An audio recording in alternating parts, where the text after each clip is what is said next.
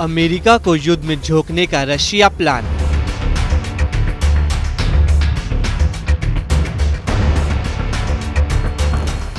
Ukraine की आग अब न्यूयॉर्क को जलाएगी। क्या यूक्रेन युद्ध में पुतिन ने ऐसी चाल चल दी है कि ना चाहते हुए भी राष्ट्रपति ट्रंप को यूरोप के 30 देशों से सीधा युद्ध करना पड़ेगा। आज की तारीख में हालात ये हो गए हैं कि ट्रंप पर पुतिन का खौफ हावी हो चुका है और रूसी सेना इस वक्त यूक्रेन के साथ साथ यूरोप पर भी हमले शुरू करने जा रही है। 3 साल से ज्यादा यूक्रेन जंग में इस वक्त पुतिन जंग जीतने से ज्यादा जंग लंबी खींचने की कोशिश में जुटे हैं।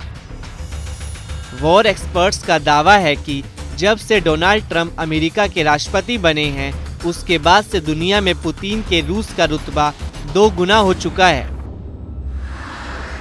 ट्रंप के हैरान कर देने वाले एक्शन और बयानों से यूक्रेन से लेकर यूरोप तक हड़कंप मचा हुआ है।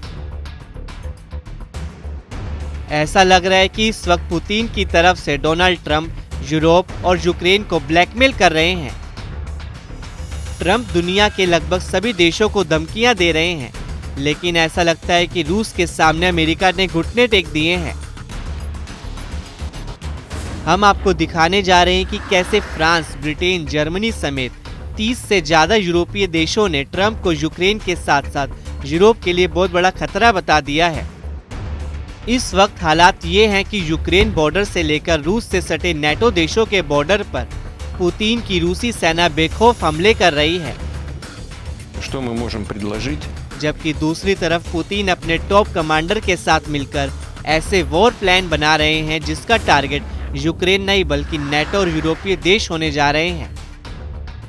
हालात ये हैं कि जर्मनी के म्यूनिख से लेकर फ्रांस के पेरिस तक ये मंथन और चिंतन हो चुका है कि पुतिन के रूस को कैसे रोका जाए, क्योंकि जिस अमेरिका के भरोसे पर नेटो और यूरोपीय देश जंग में यूक्रेन की मदद कर रहे हैं वो अब घबराए हुए हैं कि अगर अमेरिका पूरी तरह से रूस के पाले में चला गया तो फिर नेटो और यूरोपीय देशों को रूस से कौन बचाएगा।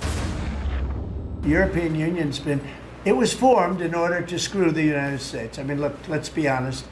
The European Union was formed in order to screw the United States. That's the purpose of it. And they've done a good job of it, but now I'm president. What will happen if these countries or the EU retaliate? They can't. I mean, they can try, but they can't. राष्ट्रपति Trump ने जिस तरह की बयानबाजी की है उसे देखकर और सुनकर ऐसा लगता है कि ट्रंप का रिपोर्ट अब क्रेमलिन में है। ट्रंप इस वक्त उस तरह से बयान यूक्रेन, यूरोपीय संघ और नेटो के खिलाफ दे रहे हैं जिस तरह से पुतिन देते हैं। इसलिए अब नेटो देश अमेरिका के राष्ट्रपति ट्रंप पर आरोप लगा रहे हैं कि राष्ट्रपति ट्रंप नेटो और यूरोपीय देशों को कमजोर कर रहे हैं और रूस को मजबूत कर रहे हैं। अब ऐसे हालात में सवाल उठता है कि रूस यूक्रेन जंग में क्या सब कुछ पुतिन ही तय करेंगे? क्या वाकई में ट्रंप भी पुतिन के ट्रैप में फंस चुके हैं? जो हालात दिख रहे हैं उससे साफ है कि यूक्रेन जंग पर पुतिन ने ट्रंप को आईना दिखा दिया है। पुतिन को अच्छी तरह से एहसास हो चुका है कि अगर कुछ महीने जंग और चली तो यूक्रेन न सिर्फ युद्ध हारेगा बल्कि पूरी तरह से कंगाल हो जाएगा।